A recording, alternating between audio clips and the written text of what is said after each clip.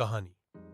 नबीला और जादुई पेंसिल एक छोटे से गांव में एक प्यारी सी बच्ची रहती थी जिसका नाम नबीला था।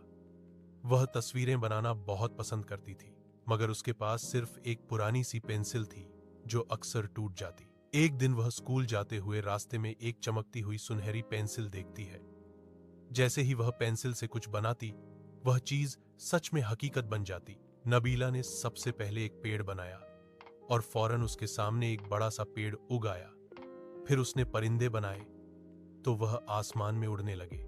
लेकिन जल्द ही गांव के एक लालची दुकानदार को इस जादुई पेंसिल का पता चल गया।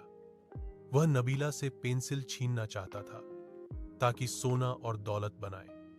नबीला ने समझदारी से एक जादुई पिंजरा बनाया और लालची दुकानदार खुद उसी में कैद हो गया। फिर उसने पेंसिल को जमीन में दफन कर दिया ताकि कोई और लालच में ना आए। आखिर में नबीला ने कहा, जादू से नहीं, मेहनत से जिंदगी बदलती है। पैगाम कहानी, मेहनत और सच्चाई हमेशा जीतती है, चाहे जादू ही क्यों ना हो। कीवर्ड्स: नबीला, जादुई पेंसिल, बच्चों की कहानी, सबक आमूज कहानी, मेहनत, सच्चाई, तख्लीकी सोच। विवरण उर्दू।